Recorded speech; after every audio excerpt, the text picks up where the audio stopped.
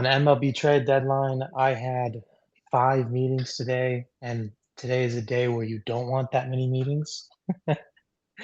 But, here we are, and I caught up on a lot of, the trade deadline, and of course, I'll speak on the Giants, um, first, and then talk about some of the other big moves. In all honesty, man, in terms of a trade deadline, I can't it's hard to remember this many moves being made and this many, some bigger name players uh, that were moved. So, definitely, honestly, like I said, a memorable trade deadline for sure.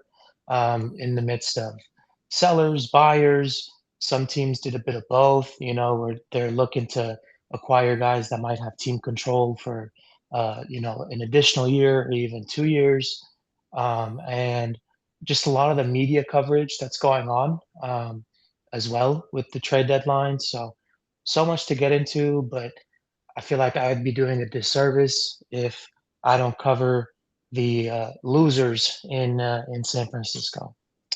But today, I think it was a good trade deadline. I think there was a lot of reflections in the mirror, a lot of deep soul searching, if you want to call it that, in terms of where this team is and what they wanted to do. So, without further ado, let's talk about the moves that the Giants made first.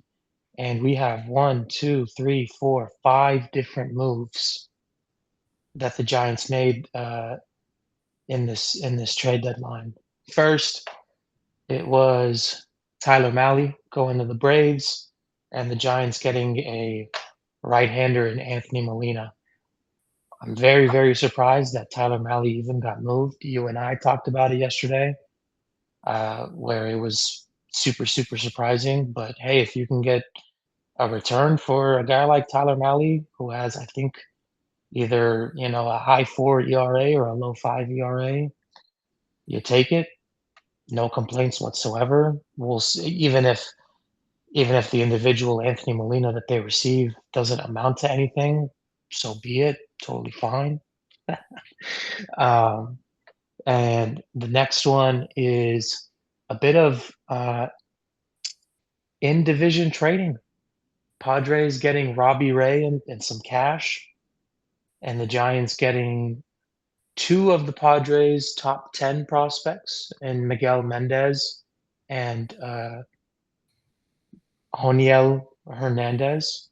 Now, when I say I'm going to give, some of the prospect ratings team wise and not MLB top 100 because I haven't had the opportunity to look at the MLB top 100. However, what I will say is I'm on MLB's website right now, and the two guys that I just mentioned for the return of Robbie Ray, they rank in the Giants farm system, Miguel Mendez 13th and Joniel Hernandez 21st. So then you're kind of sitting back and you're saying, okay, is the Padres farm system that bad? Where I saw a report that these two guys are in the Padres top 10 prospects because the Giants farm system, mind you, brothers, is in the middle of the pack, right? It's not gorgeous and it's not terrible. It was terrible for a while. Farhan built it up a little bit. I think also last year when they did some of the moves that they made as well, it improved a little bit. So, I mean, I'll take it. Don't get me wrong. Again, Robbie Reyes is, I think, 34, 35 expiring contract, and you bring in some more prospects in the pipeline, and that's all I was asking for. The last time that I hopped on with you here, and the next one is a trade with the Red Sox, our good friends who sent us Rafi Devers. Red Sox got Eric Miller and a prospect in Carlos Gutierrez for the Giants to receive infielder Marcelo Mayer. I'm surprised that the Giants had to give up a prospect as well as Eric Miller to bring one in. So in my view, it's a bit of a wash. Eric Miller's a good reliever. He is a guy that does walk somebody a lot, that walks a lot of hitters, but a little north of a 2 ERA. He was a great reliever the last 2 seasons in SF, and I thought he was somebody that could be a closer for the Giants this season, but he's had, many IL stints throughout the year, so, again, to bring somebody in like Marcelo Mayer, I think is great. A lot of Red Sox fans have mixed views on him from some comments that I read, and honestly, like, in terms of I saw a clip of Craig Breslow saying that it's tough to trade, to include Mayer in a deal. I mean, that's just your basic PR. You know what I mean? Of course, what is he gonna say? "Oh, thank God we got rid of this guy." Like, no, he's not gonna say that. So, um, I'll take it. This deal actually surprised me the most, and you heard about it a little bit, but I didn't think that the Giants would be willing to pull the trigger just because they are a team that doesn't like to say that they're sellers. It's the Yankees getting Heliot Ramos in exchange for a lefty and Henry Lalane, and he ranks as the Giants' ninth prospect, and then an infielder, Caden Kent, who will rank as the number 22nd prospect. This one I feel like is good. Heliot Ramos is a guy that had a lot of expectations for him. He was an all-star either last year or the year before. I'm leaning it was last year. I think he was an all-star last year. This season, along with most of the offense, struggled in the beginning. He did pick it up a little bit for sure, and he hits excellent against lefties. So, good on the Giants. I think this is the one where they had to really look in the mirror and say, okay, like I do think it is time to move on. And finally, the guy that was 99% penciled in to get traded, your current NL leader in batting average, Luis Arias, and a righty, Caleb Killian, in exchange for Ramon Marquez. And he is actually somebody that is a top 100 prospect. I have let me pull the exact number for you. And he ranked as the Phillies' fourth best prospect, and then he slotting him in the Giants farm. He ranks at 7, along with a high A reliever, a righty, and Marty Gare. And Ramon Marquez is 67th in the top 100 prospect. And this is what Jeff Passan tweeted late July on the 27th. The deadline is not going to return much for the Giants because of the quality of the players the Giants are selling doesn't carry all that much value. Blah blah blah. They'll do fine, but Luis Arias and Robbie Ray are second tier types. A top 100 prospect almost certainly isn't happening. I would temper expectations. Well, Jeff, I guess you don't know Dave Dombrowski and his desperation, especially considering Bryce Harper. The other day, I sent the video to the guys where he just went out to the media and said, "Yeah, we need help," and he listed infielder, bullpen, uh, a starter, stuff like that. So, you know, Dave Dombrowski heard loud and clear from his superstar that they need help, and uh, they did it. So overall, I definitely give this a B plus. Again, I'm surprised that they did deal Elliot Ramos for them to get a return for Tyler Mahle and for them to deal Eric Miller. Is good. Robbie Ray and Luis Arias, if they did not deal them, to be frankly, it would be an F, right? It'd be an F grade. And something interesting with Caleb Killian, he was somebody that was in the Giants farm system. And in 2021, when the Giants acquired Chris Bryant, he was one of the prospects that they sent to Chicago. And it didn't work out over there for him. He got DFA'd. He came back to SF. Was in the minors for a little bit. Did get a spring training call up, and just with the lack of bullpen arms that the Giants do have, which I've been speaking of all season, he's on the roster, and I mean, he's not he's not all that impressive. He's got a 5 ERA, so but it's just funny how the market works and how the dynamics work in baseball. And then I do want to pull up one thing that Buster did say.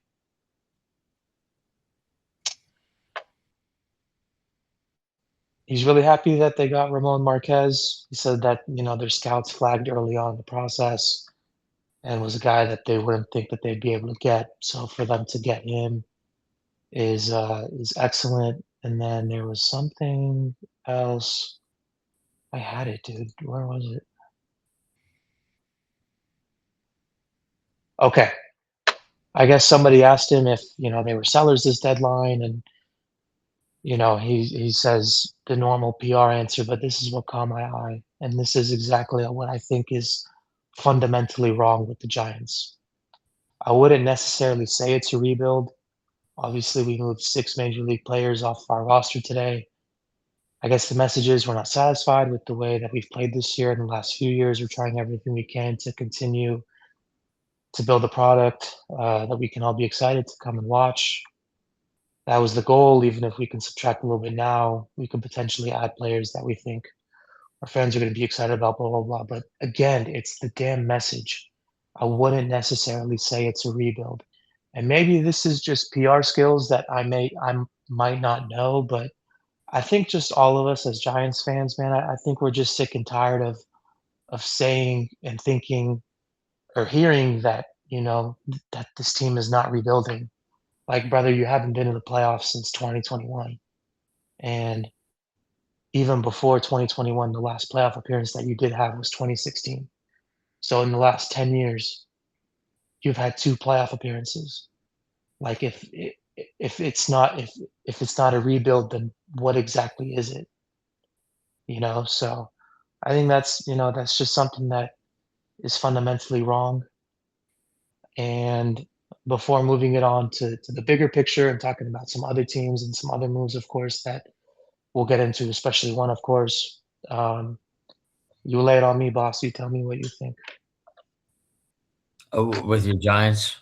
Yeah, yeah, You know, um, as it pertains to your Giants, I think I hear your point about the messaging portion of it, and I think that's kind of the uh what was fascinating to me is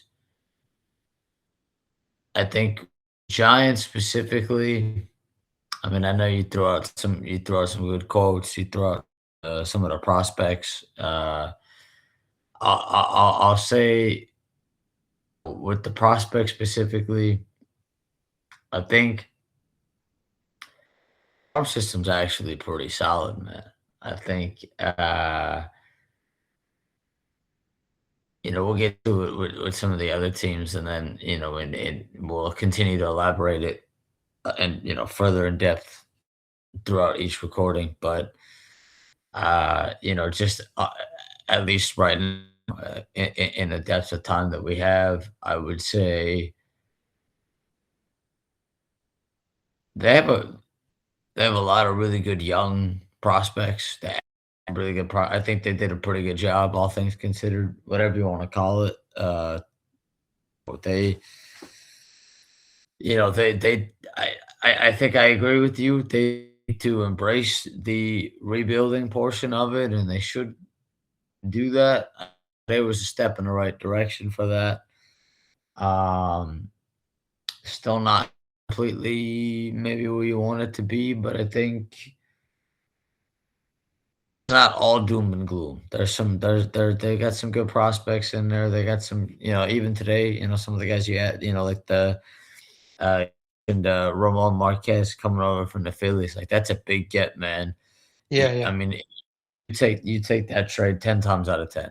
Like, yeah, um, even you mentioned a guy like Marcelo Meyer. You do that trade 10 times out of 10. The Robbie Ray trade, I before we get too far, one of the things that stood out to me was there were a lot of interdivision trades today. yeah, And one of those was the Giants and the Padres.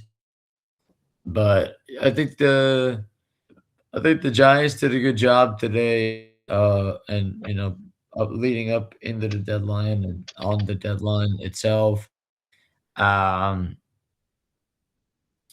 you have to go out and get, the guy that they even for for Ramos, Henry Yeah, Lane, he's Lane. pretty. Yeah, yeah, He's a good pitcher, man. He can really do some fun things. Uh, to the guys they got from the Padres, and even you mentioned Tyler Mahle. It didn't work out. They signed him. Didn't really, but get somebody for that. And it's a step in the right direction. Are you where you want him to be? Probably not. Um, and they have a pick this year as well. Did you add into that? yeah, Um, so all things considered, they're not. It's not totally doom and gloom and helpless. They got some good players in there. A lot of their farm system guys are, they might not be coming to the big leagues by the end of this season, for example. But if you're thinking more like 2028, 2029, maybe even like 30, but I'd say 27, 28, and 29. I know it sounds a long time away, but the guys that they have in their farm system, those guys will be around then. And when they get there, it might not be so bad. But I think that's where you're mentioning the messaging part. Call it whatever they want to call it.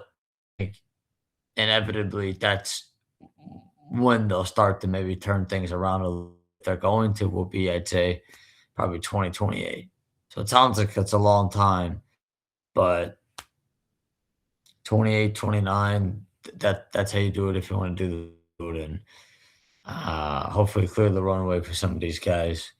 But it's just a step in the right direction, messaging or not, notwithstanding. yeah, yeah, definitely. And I just pulled up an article from USA Today that ranks the team's farm system, and there's I take all these rankings, of course, with a grain of salt, right? This is somebody doing their grades and they're running their analysis and whatnot. But with that being said, previously, SF's at 14, and now they're at 11th, and same deal. Where what they highlighted is exactly what we highlighted, talking about um, Ramon Marquez, Henry Lane, and some of the guys that they did get. And then coincidentally, when I talked about the two top 10 prospects that they got from San Diego, guess what? The Padres farm system is ranked dead last. But so I always find that type of stuff fascinating, where Yeah. where people try to frame it as a good deal for both sides, but somebody's top 10 prospects that are ranked dead last in the league doesn't, that type of deal. But anyways, yeah, yeah, like I'm in agreement with you. I am satisfied. I'm happy they did what they're supposed to do. um I don't care if they say that they You got to weren't start sellers somewhere, or man. rebuilding, but this is a direction that guides it in that direction. But bigger picture here, let's see some of the younger guys.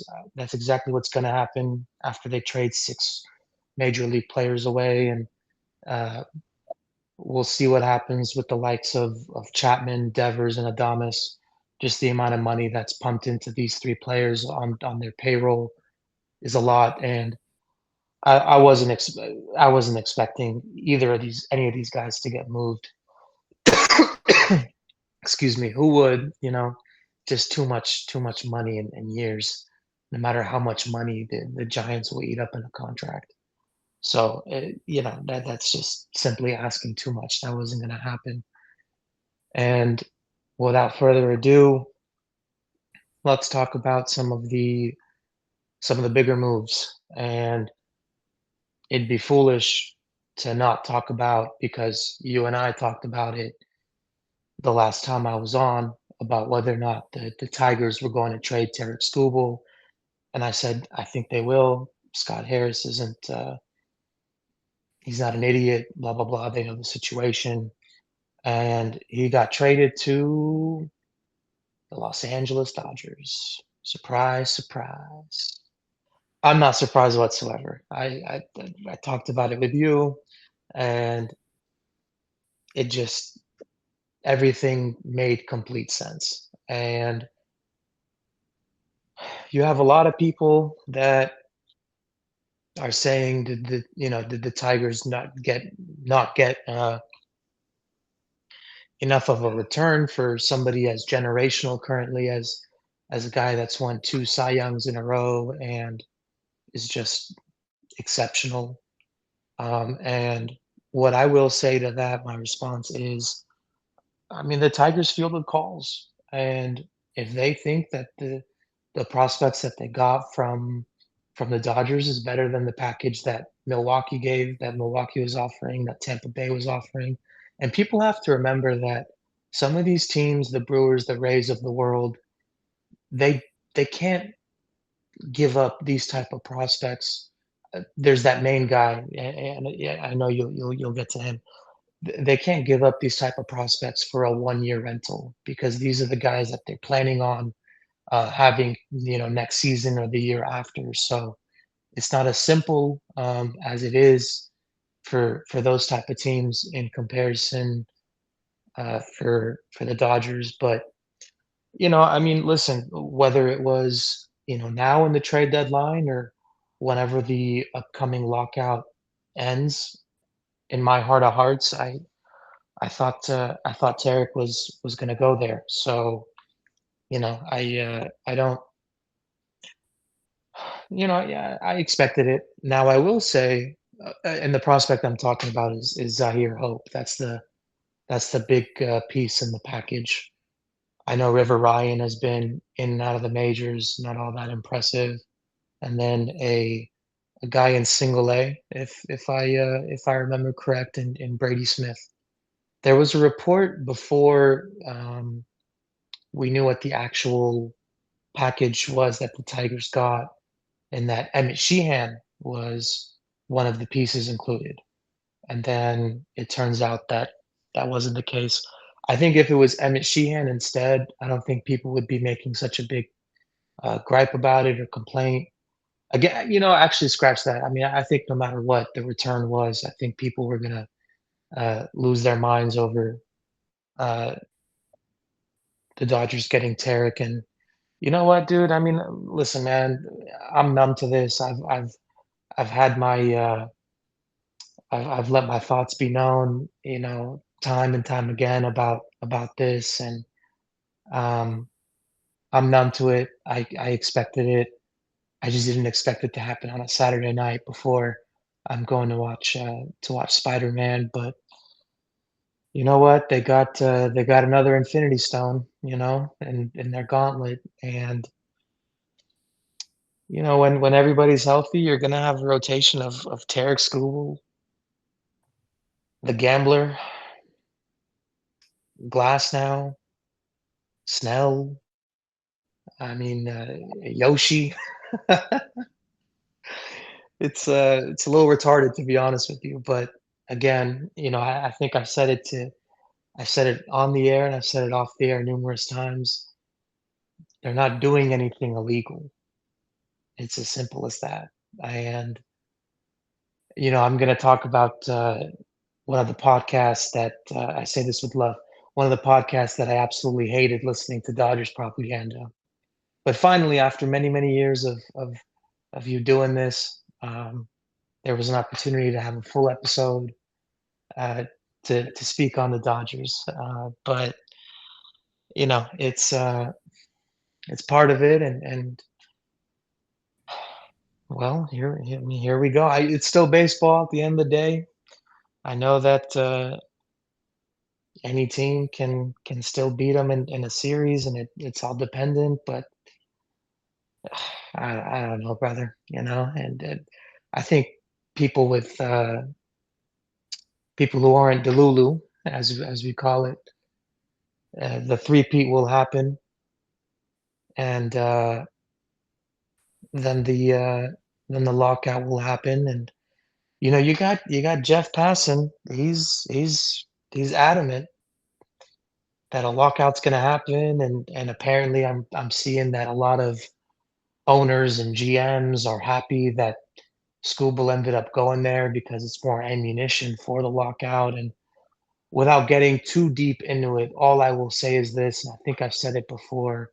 I think the loophole of deferred money is something that does need to be addressed because not every team has the ability to have $1.1 billion dollars of deferred money. That's all. That's all. I do like the fact that there is no salary cap. I've said that before. I don't want there to be a salary cap. Baseball is the only American sport that does not have a salary cap. I want it to stay that way, but this loophole of deferred money of $1.1 billion dollars has to be addressed. It's as simple as that. Floor is yours for You this know, one. yeah, no, I mean, you said it best, man. I mean, there's not really much I can really, at least in the moment, add. I think you said it perfectly. In your own, uniquely beautiful perspective. I think to the Detroit side of things, agreement. A lot of people will say, "Man, Detroit could have gotten more." Blah blah blah blah blah. Reality of it is, regardless of whether you think they could have gotten more, applaud them for the fact that they didn't take the fact that they could have tried. You can make the argument. I would say is this: if you want to argue that Detroit could have gotten more, the argument to that is that they could have traded him a long time ago, and they shouldn't have waited until now. Right, they could But have done it in the offseason. yes, but the argument I would make to that side, which is the argument that you just made, which we talked about previously, and I think we both said the thing, so nothing changed, is that they would be the stupidest team on planet Earth to not trade him Right. at all. And I think if the overwhelming consensus was okay, he's the Dodgers. And if the overwhelming consensus is he's not going to re-sign, he's going to sign with the Dodgers, regardless of whether there's a lockout or not, or yada yada yada, whatever. Mhm. With the Dodgers, if you're the Tigers, you take whatever you can get as opposed to nothing. Yeah. If he's going to end up with the Dodgers, regardless, at least you're getting three guys. Maybe they're not as good as Terra School, obviously, but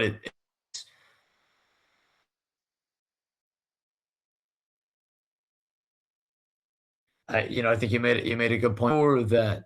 As much as other people probably wish that and stepped up for Terra School, or that the Dodgers would have given up more. Let's not act like it was a dumb decision for them to move him in the first place. It was the right decision to do that at this time. And I will say, look, the three guys they got are not bums. If anything, it's a I it's know a Zahir is testament. good. Yeah, Zaire Hall, good man. I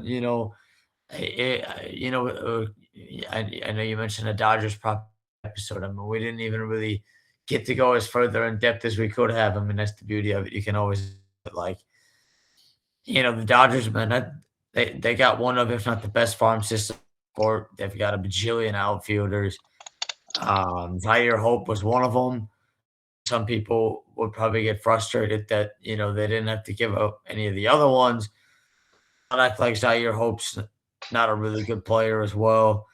Um, you mentioned River Ryan. I think River Ryan. Yeah, I think the other day. Uh, Shout out to Noah. He had mentioned Ryan Ward. Well, River Ryan is kind of like the pitching version of that, where he's one of maybe the quote unquote older prospects that you'll see, but part of that is just he's been blocked. I mean, there's not really any space for him. It's not because he's not good.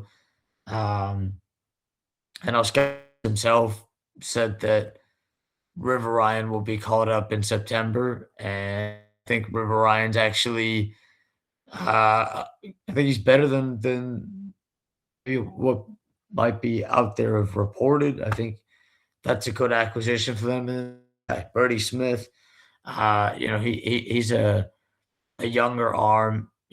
While River Ryan will be coming up in September, Zaire Hope probably comes up probably in the next calendar year, probably sooner than that. Uh, you know,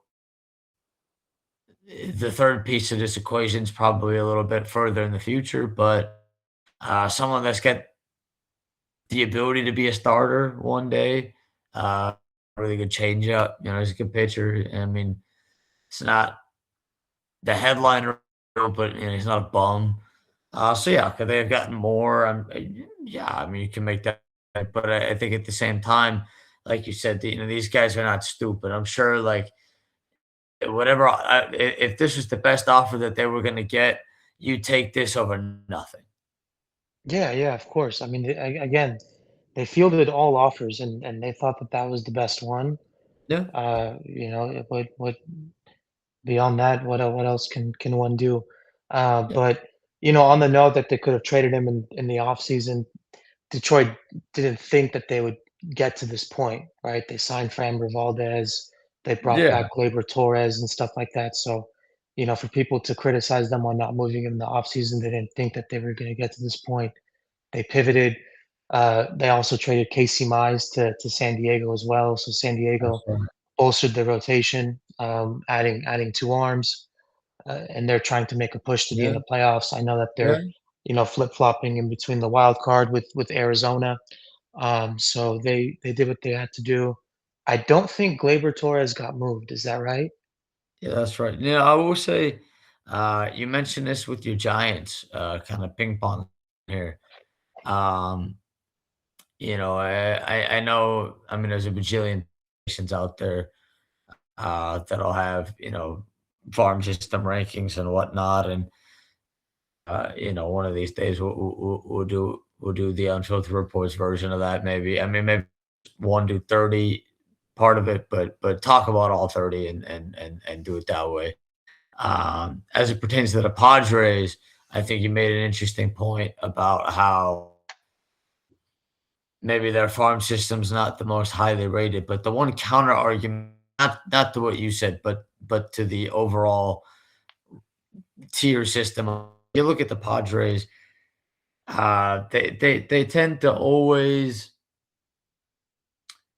even if they don't have maybe the deepest farm system, will they have prospects that they're always whether whether they shouldn't, there are other we'll get to other teams, like, there are certain general managers that love trading prospects and going for it, and Mhm. AJ Preller and the Padres are kinda in that same where even Yeah. if they don't have the prospects, they're gonna trade whatever prospects that they have, that other teams are going to take in order to get a Robbie Ray and a Casey Mize, where maybe other teams would stand pat or even sell. They're dealing from an already, that even if they don't have the top rated farm system, they have prospects that they can flip in order to add it, and they do it differently, if that makes sense. Yeah. So, that's the other side of the coin. But yeah, going back to the Dodgers, I mean, I know you mentioned a deferred money, and that's kind of the caveat in the negotiations of the incoming CBA, that we'll have to continue to add the layers to, because I do agree. A lot of people make it about the salary cap. I don't think I think baseball's got bigger problems than a salary. Yeah. But Yeah. with the deferred money, maybe that's the part, like you mentioned, where maybe it's not the salary cap. I think you could get rid of the money element of it in some capacity. Um, like you said, it's not the Dodgers' fault. They don't make the rules, and other teams mentioned have the ability to trade for Derek Skubal. It's not the Tigers' fault that the Dodgers have a great farm system, and it's not his fault that they have a great farm system. And I know people probably would have wanted them to give up more, but you know, I at least respect the fact that they didn't keep. I think it would have been malpractice to keep Tarek Skubal and then for nothing. At least you got Yeah, something. yeah, yeah, absolutely. I mean, the Tigers shouldn't care about what people think about who they traded Tarek to. I mean, they did what they thought was in the best interest of the team. So, 100%. Yeah, and we'll get to some of these other teams. I mean, look, are they the favorite? Probably. Do people have the right to be? Sure, but I think let's not lose sight of the bigger problems at play. And I think, and then at the same time too, anything can happen in the baseball playoffs. Um, it's a small sample size. Are they the favorites? Yeah, but regardless of anything, um, I I think it's more of a testament to the fact that the Dodgers, for all the money that they spend, the farm system, and the fact that they have so much prospect depth that a lot of guys could be in the big leagues, but there's not a spot for them, and they're able from that depth get a guy like Tarek Skubal, who is one of, if not the best pitchers in baseball, and then still have one of, if not the best farm systems in baseball. So, uh, Yeah, you know, man. Yeah. you throw in Hey, a, it you must throw, be nice. I'd say that with love, but it must be yeah, it must be, yeah. But you know what? no, Did you, you had some darker years, and just wait. When uh, who knows? Who knows? Maybe another hey, bankruptcy Giants make the happens with move, with man. 1.1 billion in deferred, but this is just kind of the the the Bay Area and me coming out No, you know with what, all of man? this fire. But hey, I get JP you, man. Morgan ain't Enjoy even doing this type of lending, man. Like this. We'll get to JP Morgan. But you know what's funny? Going back to your Giants, like a lot of these guys, like I think if I were you, if I were you, I know it's hard to see it now but the Giants have got some guys that, if we're talking again 2027, 2028, 2029, if those guys pan out the way that they could, and I think they have the talent to do that. That's what I'm saying. Like farm system wise, you might go on, MLB.com or whatever site, and they might tell you, that this. I think if we're moving forward here, projecting a year down the line, I think they're closer to a top five, top 10 farm system in a year's time. They're not that far off. And I might be closer to 5 or 10. They're closer to top five, top 10 than they are to 15, in my opinion. It's just because a lot of these guys are younger. But if guys that are 17, 18, 19, they got a couple of, 23, 24 guys as well. But, if you're looking at the 17, 18, 19-year-old guys, the guys in the draft, the guys they traded for today, um, they're not far off, man. Just got to be patient. Well, all right. I mean, show me the money. Two Show me the two money, baby. two So two playoff appearances in but 10 years, but now, got to embrace the rebuild, and that comes from ownership. right, right. Ownership's got to, which I think is a great place to transition because one of the teams that I want to talk about because I know we've talked about them a lot on here, and you get some of the other beloved correspondents on here. But I love to talk about the Angels, man. Yeah, Uh, yeah. I thought they had a really good days. New general manager John Mozeliak, Big Perry came and gone. Rest in peace to Perry Manassian. Um, when we get to the MLB draft in due time, and we talk about farm system, and from July to today. So if we go back 2 months or when when Patterson gets fired to today, the Angels are in a better spot now than they were 2 months ago or even a month ago. Uh, I know it's easy to clown on the Angels and make fun of them, and we do that a lot on here. Artie Moreno still got a special place in the depths of the Unfiltered Hall of Fame. Definitely in contention for some awards at the end of the year. Um, but I think moving on from some of the guys that they got rid of and just trading some guys and trying to get some prospects. I thought that was a really sight. Again, are they all the way there yet? No, there were a couple of guys they probably could have traded that. But I'm glad that they started somewhere. They kind of had it even when they made the Ohapi Chase Silseth trade the other day. Something's Yeah, not working. We got to do things differently. Um, John Mozeliak's he's interim and everything. It's just a name. It's his.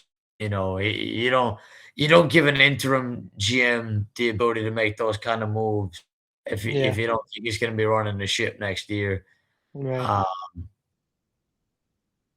but it's a step in the right direction, and I know uh, people will say, "Ah, man, they could have done this. They could have done that." They did a great job, in my opinion. I thought they made good moves. Going to the Ohapi trade, I thought honestly I think that trade is actually better than what maybe the initial reaction of it was that I saw a lot of. I think the kid they got from the Rangers is the type of trade that the Angels don't make, and I think it's the type of trade that they should make more often. Go take a stab and take a fly 19-year-old kid in the minor leagues who's got a couple of quality traits that you can develop on a guy like that. I thought the Jose Soriano trade that they have not made in a long time in our lifetime. I thought that was a great trade. The kid, I mean, they got three really good, guys, but the headliner of that, Arjun Namala, this guy who was a first round pick a couple years ago.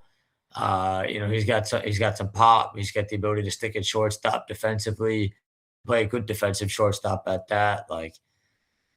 He's a guy who immediately vaulted up in our farm system. It's a guy that they did not have a day ago, a month ago, and now they have a guy like that. Moses Ballesteros from the Cubs for Ryan Jefferson. You do that trade a million times. That's a trade that other iterations of the Angels don't make. It's in the right direction. So I know we'll continue to give the Angels a hard time and a lot of shit, and they're still a long way, but at least it's a step in the right direction of trying to get the ball rolling and getting some young pieces to put into your farm system uh, that maybe can help you win some ball games in the coming years because what you're doing is not good enough. I mean, Jacob was pitching yesterday at Angel Stadium. I know it was hot. We had a heat wave over it. It was really hot. But I mean, He wave's Jacob still here. and that place was empty. Yeah, You got a guy who's him and Scooble and a couple other guys, best pitchers in baseball, and you'd think even though it was hot, you'd think there'd be I mean, that place was empty. So they got a long ways to go, but um, kind of on the same subject that your Giants. Like I know the days are dark right now. They're both dog shit. Record sucks ass. We're gonna make fun of them and we'll give them time, but let's also be objective sometimes as well and try to be as try to maybe provide a little bit of a lifeline and some hope that maybe things aren't as bleak as they seem at the moment. So hopefully to our Angels fans out there, are hoping and yearning for bigger days. I think the last couple of days and then, last month with the draft, with the new general manager, um, is a step in the right direction that they're taking with at least with Perry Manassian. Certainly, certainly, 100%. And just on your note, in between Mozeliak and Perry, remember when Shohei was on his contract year, instead of trading him, they doubled down and acquired pieces, right? Yeah, and then half those guys didn't even make it to the end of the season. Exactly. So fast forward to today, they moved a lot of pieces. Um, One other guy that they did move was Joe Adele. So they made the right moves. I think the Soriano one, I completely agree with you. That's a great trade to get that type of haul. I think the Jays were one of those teams that were both buyers and sellers. Kind of that type of feel. And then Yeah. just as a whole, in terms of who were the most aggressive teams and um, the most aggressive buyers and sellers. In terms of buyers, it's the Dodgers. They also got Chris Bubic from KC. The Red Sox getting Adley, Eric Miller, Curtis. Hello? Yeah, yeah. Although Curtis Mead got hurt, Oh, which yeah. was super super unfortunate. The Cubs, they made moves, getting Kevin Gosman, Clay Holmes, some other guys, and the Phillies. We talked about them. They also made moves. And did I already talk about some of the other sellers? The Mets, the Orioles. No, we haven't gotten there yet. I will say, um, so we were talking about the Padres and the Tigers a little bit earlier. Um, we mentioned they made the Casey Mize trade as well. And back to the point about the Padres, a guy like Cash Mayfield going from the Padres years, I think, that's one of those. That's an example of maybe the Tigers don't have like maybe the top rated system, but like that's a guy that is a good prospect, and it's a good ad for the Tigers, and then for the Padres, Casey is a good pitcher, and um, they find the Padres find ways of being able to maximize, starting talent and they needed a couple of arms. Now they got two of them, but you mentioned some of the buyers and the sellers. I'm excited. I want to get your thoughts a little bit because I got a big spiel on some of these other teams that you just mentioned. So I'd like to get your thoughts on maybe some of the teams that stood out to you and either whether they were buying or selling, or you even mentioned Toronto as a team who did a little bit of both. Any teams that stood out to you in that group of teams that you just mentioned? Disappointed in the Braves. I thought they would do more. Apart from Chris Sale, uh, their rotation is struggling. Chris Sale has around a 2 ERA, and then the rest of the rotation is I think 4.3 ERA. So I thought that they would do more because finally, after maybe I think a couple years of just injuries and bad luck, happening to them, they're clicking and firing on all cylinders to the best of their ability. And Matt Olson is having an excellent year, as well as a lot of their most of their other guys. But I just gave a shout out to Matt Olson because he's on my fantasy baseball team. I thought that they would do more, and maybe it was a testament of just them thinking that okay, like for us to make a run, we think our offense is going to carry us, or they just simply didn't like the um, type of packages that other teams were offering, and they thought it was a bit much. Who knows? But I do think the Braves definitely disappointed me. Some other moves that caught my eye, I think the Stros getting Dalton Varsho was significant. The Mariners getting Taylor Ward from Baltimore. The Rays getting Peralta. The Brewers pivoting. So a lot of the teams that were in on the sweepstakes, they pivoted. Brewers picking up Dustin May. The Guardians, I think they we talked about Joe Adele, but they also was it Nathaniel Lowe? Question mark. Oh, yeah, yeah, yeah. Nathaniel Lowe. So they made some moves, and I think definitely an interesting trade was the Marlins giving up Liam Hicks. Liam Hicks is a guy that has team control until 2031.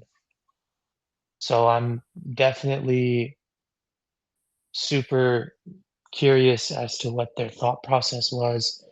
They did get a pretty good haul for Liam, including uh, who's the guy that uh, Braden Braden, Taylor.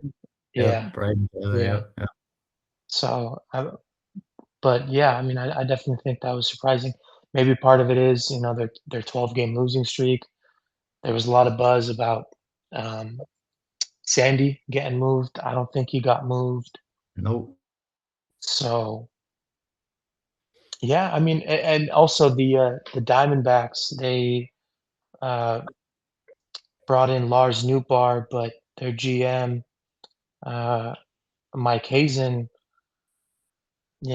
told the media that he wishes that they were able to do more, um, but nothing came to fruition.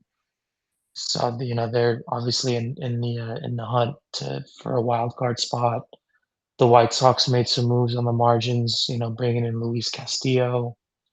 Pirates also made some moves. Luke Weaver going over there. Talked about the Cubs, the Twins also. They brought in Jeff Hoffman.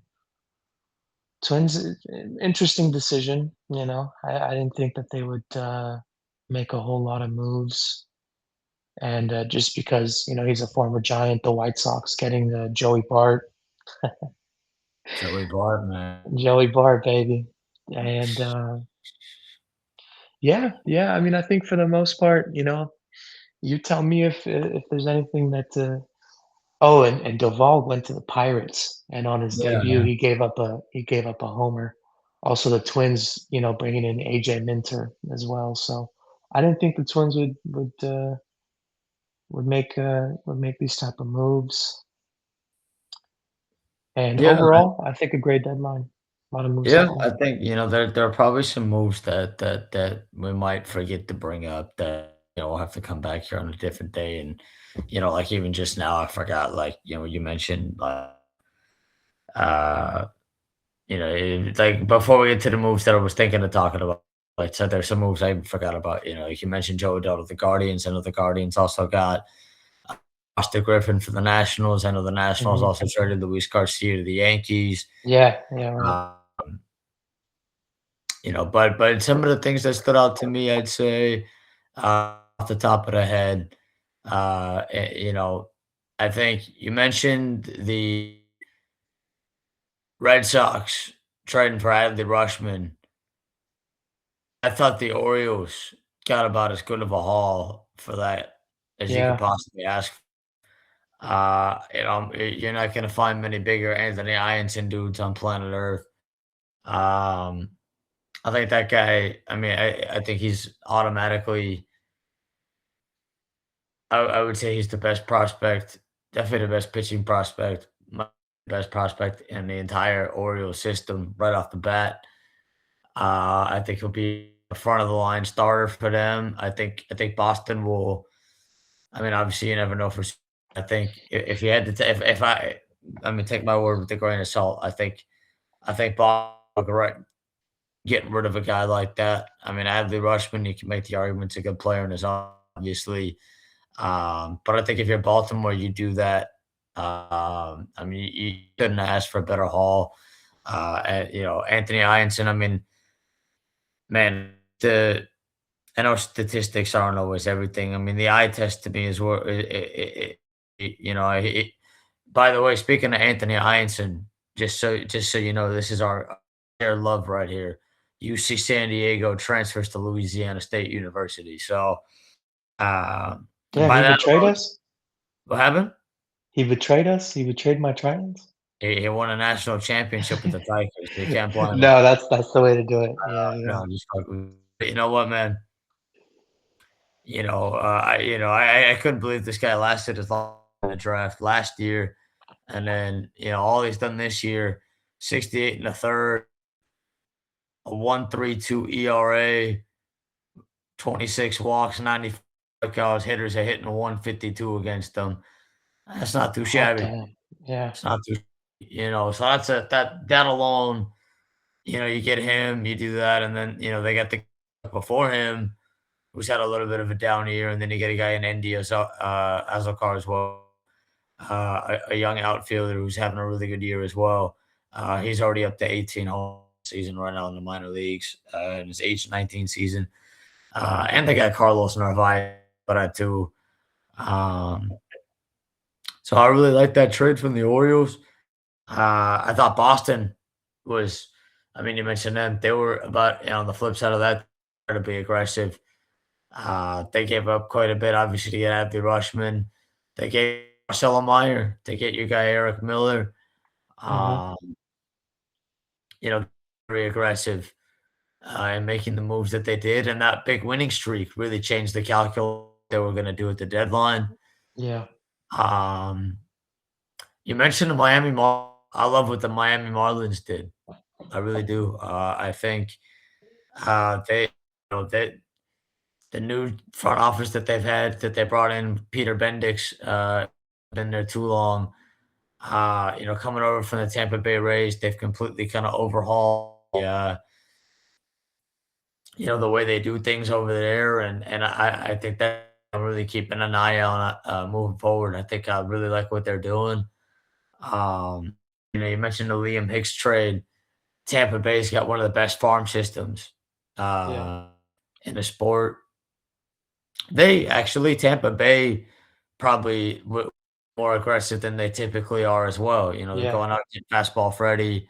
uh-huh, uh-huh, Uh, I think they'll be able actually, to be honest with you, it wouldn't surprise me if they make a couple of fit Freddie Peralta back to his Milwaukee portion of last year. I think that Tampa Bay tends to do stuff like that. They had a trade with ironically as well. Um, but going to the league trade, the guys that they got, you mentioned Braid Taylor. They got a couple other good players trade. Um, I really like the trade that they made with the Cubs. And the Cubs were really aggressive.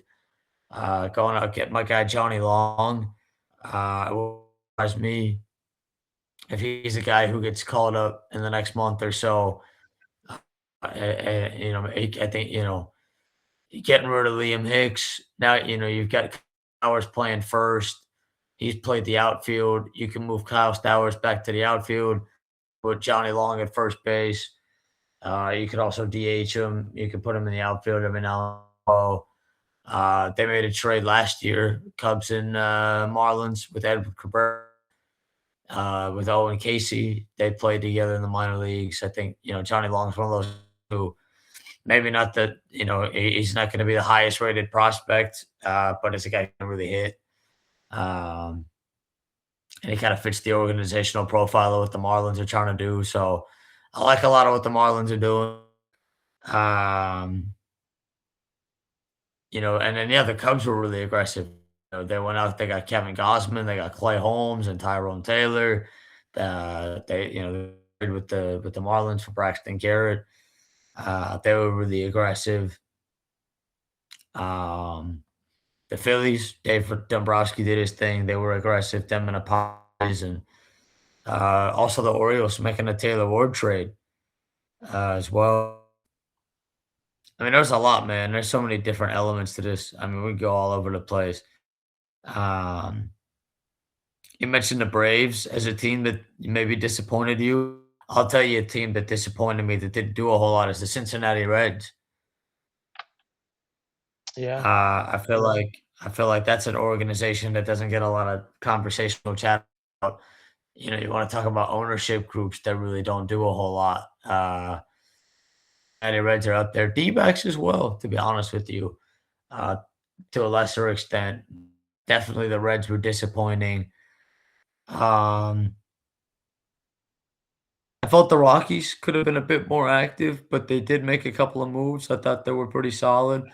You mentioned the Twins. They're a team I'm kind of keeping my eye on a little bit forward. Yeah. Um, I'm fascinated by what they've got over there. One of the teams I think that was also fascinating, kind of for what they not only did but didn't do, Texas Rangers. There was a lot of chatter maybe about what they think or not. They didn't really end up doing much of anything. Yeah, yeah, Uh, true. I like, the Mets went out and did what they got rid of all their bullpen pieces. They got some good prospects. They got a good couple of good young prospects. One from the Pirates, one from the Cubs. They made a couple other interesting trades. Uh, I thought a team that didn't really do a whole lot that I thought was, a team like the Royals as well, kind of that Reds tier. I mean, that team's dog shit, man. They could have done things. I feel like they didn't really do a whole lot. Um, you mentioned the White Sox. They made a couple of moves on the margins, but looks like they're just kind of with what they've got. Still a young team. Milwaukee went out, got in May, Jojo Romero. Um, you get with Milwaukee. We'll see what happens come playoff time. But all in all, I thought it was a really interesting deadline, man. A lot of division trades. But I would say what the Orioles did. I like what the Marlins did. Um, some of these other teams, some of the buyers and sellers and whatnot. We talked about the Angels and your Giants. I like teams that go out and get prospects, man. And see, on the flip side, teams that are aggressive and they go for it. I like the yin and yang in both. But just Yeah. going out making moves, and I thought a lot of teams definitely didn't just sit on their hands and they went for it. Um, but all in all, man, I'm looking forward to this stretch run here. We got a lot of baseball left to talk about. Yeah, yeah, yeah, 1000%. S any things that we missed here? Anything we wanna get into before while we're still on the old airwaves here? Yeah, yeah, I think some listeners have been waiting for the moment for me to talk about some Bay Area headlines here that are happening across the major sports. And I think to start, we got to talk about Harrison Bader. This gentleman was in the news for the wrong reasons. And I think a lot of people are quite familiar with what happened. Apparently, this guy over the weekend was bar hopping in San Francisco,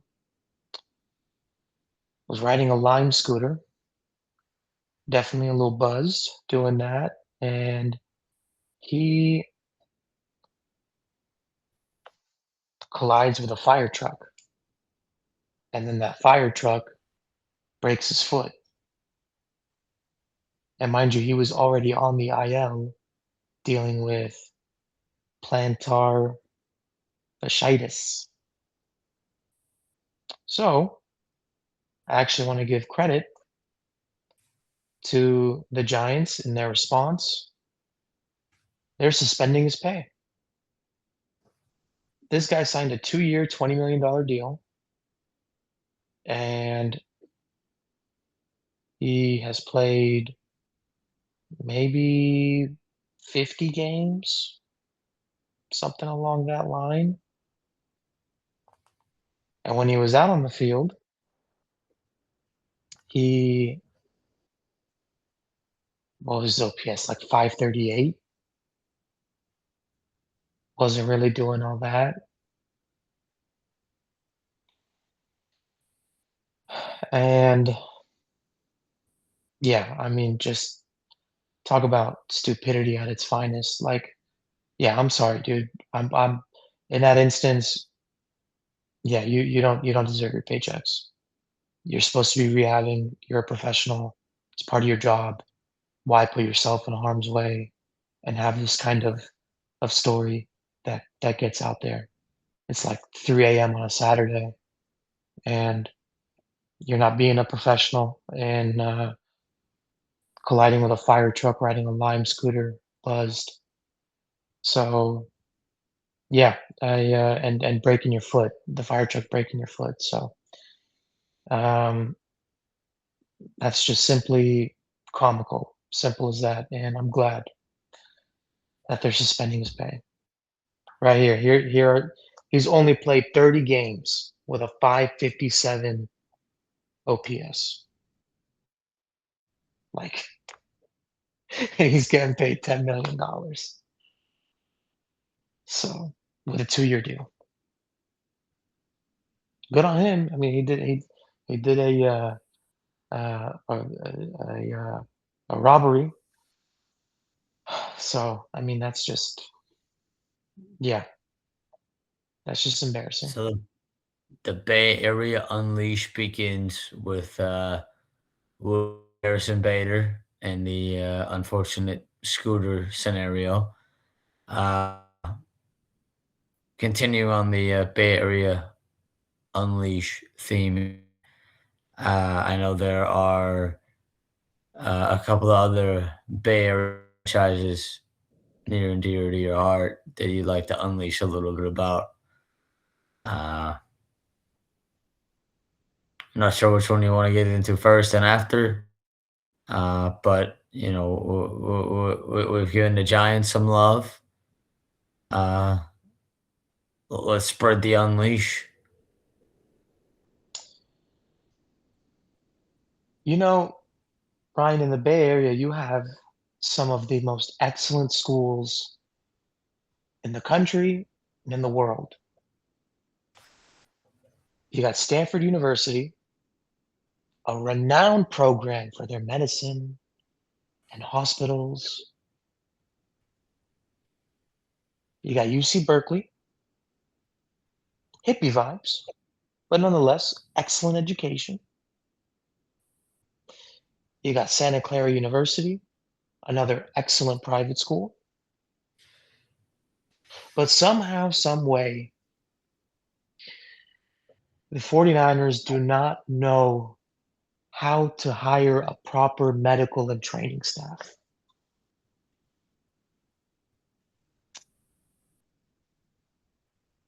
Ricky Pearsall is going to miss the whole season because he has to get surgery for a lingering PCL injury in his knee. He was advised by the Niners team doctors that he doesn't need surgery, and over time, his knee will heal and recover. This guy pulls up to camp hurt. They sat him, quote unquote, evaluated all options. And guess what? The best decision is surgery. And he's going to miss the whole season. You know, Ricky Pearsall is a guy that in his 5-year collegiate career never missed a game. And now here he is, first round pick. He got shot in the chest. Even after he came back from that, he's had lingering knee issues. And I don't know how this is happening, where I just mentioned these excellent schools with excellent medicine and hospitals and health and this and that, and we're still making these type of mistakes. And just to give you a little bit more of his injury history, missed 6 games for that PCL strain. This is all in 2025. He missed 8 games last year.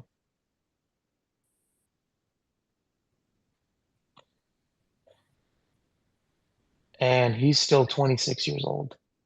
And because he took the advice, and this is not on him, like I said, he took the advice of the Niners team doctors, and they opted to not operate in his knee early in the offseason. And now he's going to miss a full year. He's going to miss a whole year in his prime. Ricky is he's 26 years old, dude, and I think at this rate, uh, or he's yeah, I mean he's going to turn 26 next month, so he's going to miss a full year at the age of 26, and I believe next year is already year 4 of his contract.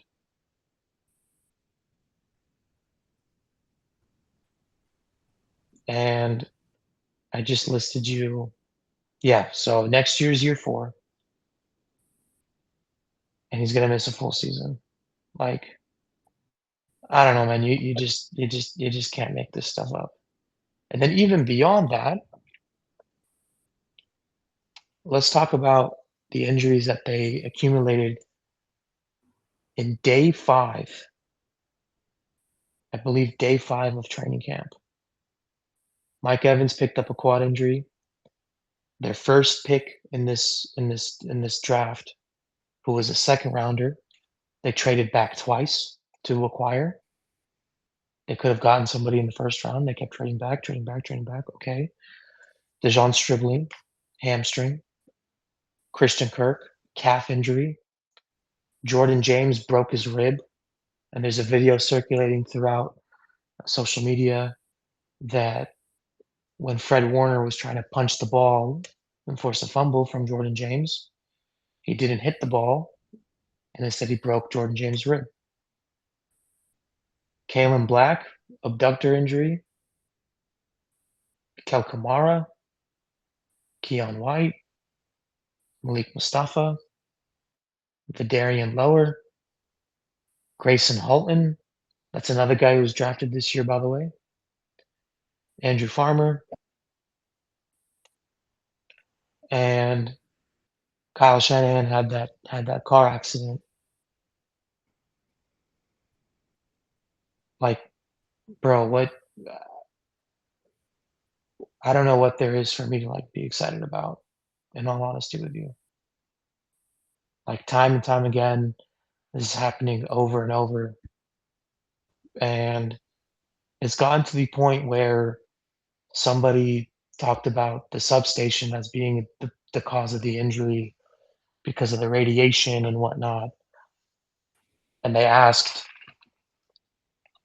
John Lynch about it.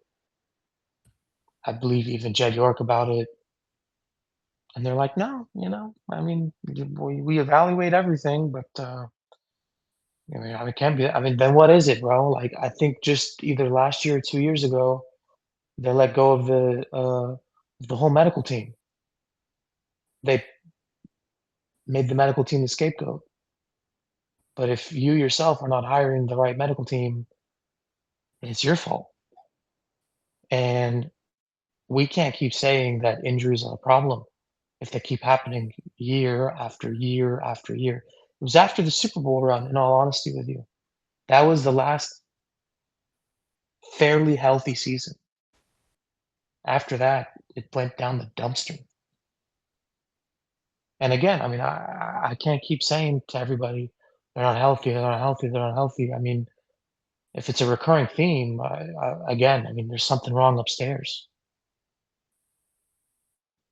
So, I mean, that's just like, it's inexcusable, dude. It's inexcusable when if it keeps happening time and time again. And again, like this is just bad press. It's bad press that team doctors said to Ricky Pearsall, "You don't need surgery."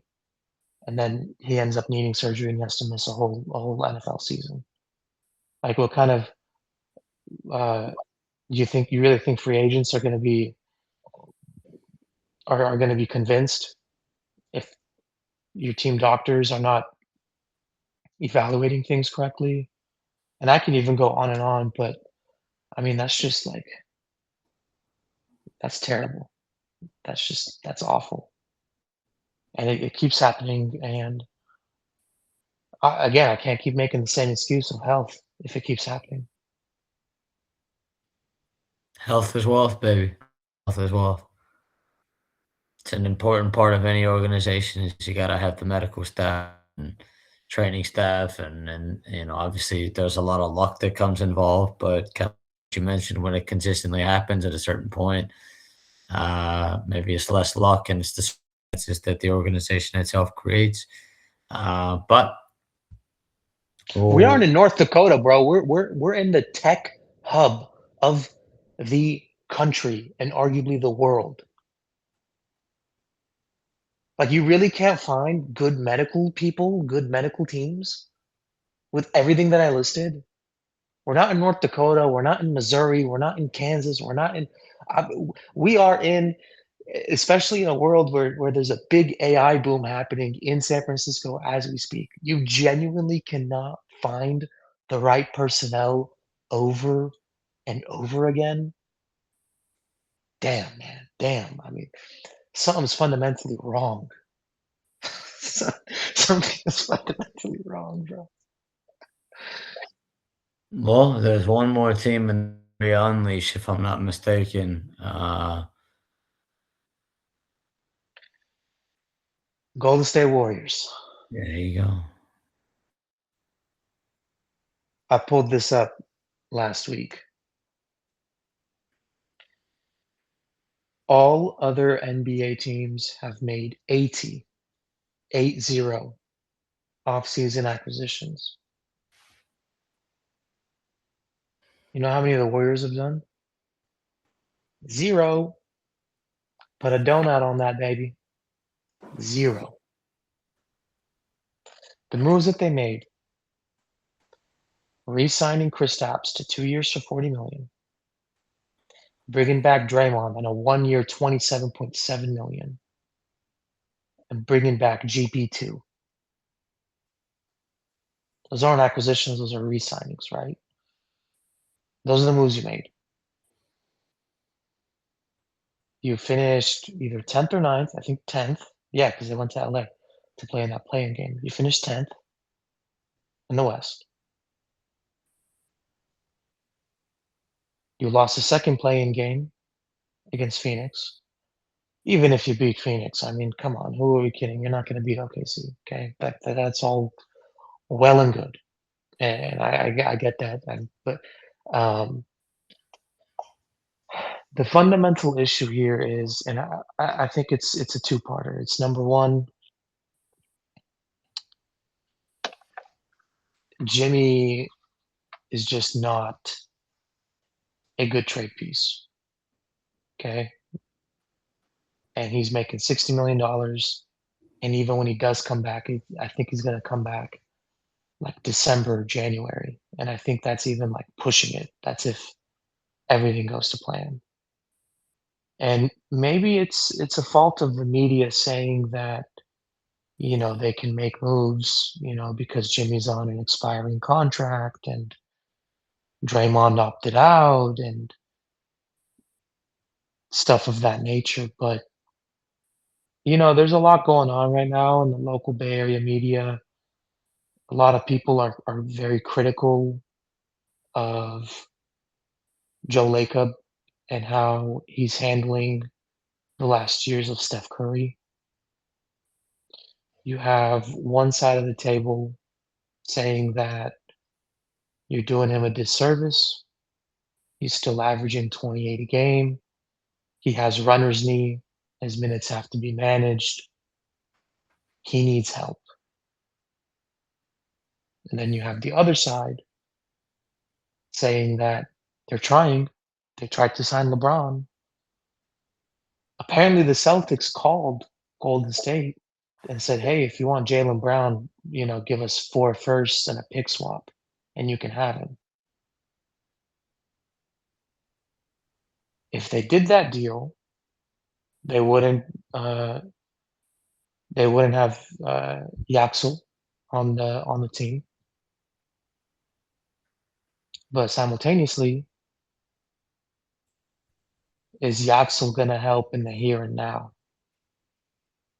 And the answer is yes. Apparently, he is the most ready-made prospect. I get that, but when you're talking about a 38-year-old Steph to bring in a guy still in his prime in Jalen Brown who can make an impact in the present and the future, like, if I was in their shoes, I would do it. I would try to negotiate a little bit. Yeah, I mean, sure, for a first and a pick swap is heavy, but the Celtics were what they were trying to do was if Golden State accepted that, then they would have had more to give for Giannis, which is unique in how that domino works. Anyways,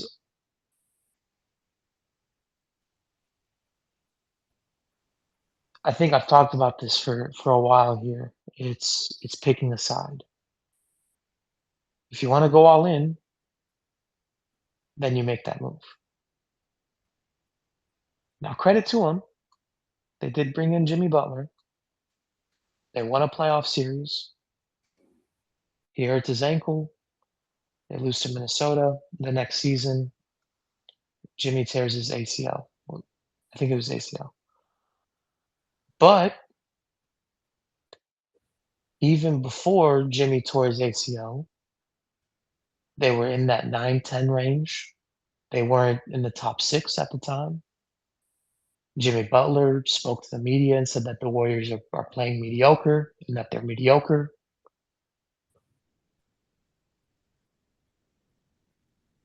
And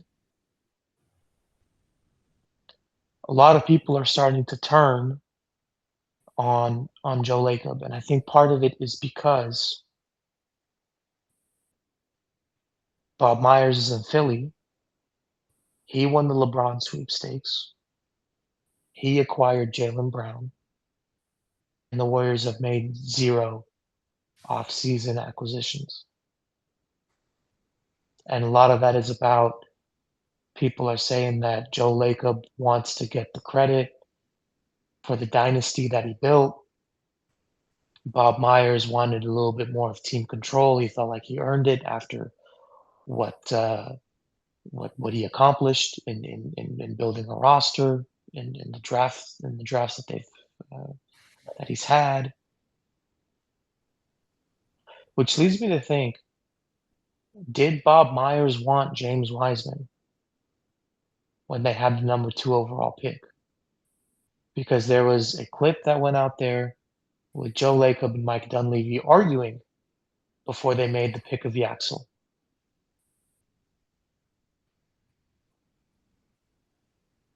And to that, I say, look, Joe Lacob can be. We can have 5 seasons of losing basketball, but I'm never gonna turn on Joe Lacob. This is a guy who bought a losing franchise, went up there, pointed to the banners because there was only one banner, which was in 1974, and said, "We're gonna hang more banners." He did that. He brought 4. So I will never turn on Joe Lacob. I'm not gonna do that. Simultaneously, what has transpired post Bob Myers has been worrisome and concerning. And if we want to do a rebuild, fine, but enough of the mediocre basketball and enough of the play-ins. But also part of it is, and a lot of people are criticizing Joe with the respect to, I think none of us, and us being Warrior fans, want to see the end of Steph's career in the same light as Kobe, rest in peace, and Dirk, where they made a lot of where there's a lot of losing seasons. But Kobe and Dirk, being the loyalists that they are, they said, "No, I'm not going to leave. Like you guys, whatever their reasons were, uh, they don't want to leave." So Steph is extension eligible, I think, at the end of August. And if I'm him, I wouldn't sign an extension. Like with what has transpired, I would want to keep the front office on their toes. So I don't know. We'll see. We'll see. But I mean, I'll tell you what, if any of us are thinking that, with they're running it back, I mean, that's exactly what they're doing. So it's gonna be the same thing. It's gonna be the same result. But maybe this time they don't even make the play in because the West got a lot better. Right? I'm thinking of I'm thinking of all the of the teams that made various moves. And, the West got better. Um, so listen, if this is the direction that they want to go, so be it. But I would hope that there's a little bit more here that they can do, and maybe it's a fault of the media because the media was the one that was saying, oh, like they're really, really going for it. They're trying to get Giannis. They're trying to do this. They're trying to do that, and maybe they. I mean, Joe Lacob came right out and said that that they're looking towards how this team is going to look after Steph. So it makes you wonder: are they even really, really trying? Because with them holding that 11th pick and drafting Axel, I mean, and Draymond getting a 1-year deal, um, I don't know what they want to do, but it's going to be the same thing. And I mean, frankly, the only good Bay Area news in terms of sports that's happened is Macklin signing Macklin Celebrini getting his bag, and he's the face of the Sharks. And um, I think the Sharks are going to be carrying Bay Area sports here for a bit, to be quite honest with you, because I'm not seeing anything from anyone else. Macklin Celebrini, baby. Yes, sir. Well, yeah, unleash, man. One of many conversations we need to add to over the course of time. Um, but I appreciate you taking the time out to make this happen, man. This was a blast, and can't wait for the next one. Yes, sir. Yes, sir. Sorry, it was a bit of a late night one, but we Uh, I love we the could late we night couldn't. one. Yeah, man. You know what? We couldn't we couldn't have a recording. Uh, it would be foolish of us to not have a recording on trade deadline day. I mean, come on now. Oh yeah, you got to be committed to the man. And I appreciate you more than anything. Getting the time to make it happen. You know me, man. The later, the better. Yes, sir. All right, OG. Uh, Appreciate hey, you, much and love, man. Appreciate until you. next time, baby. Yes, sir. We'll be back very soon, man. Looking forward to it. You know it. Peace.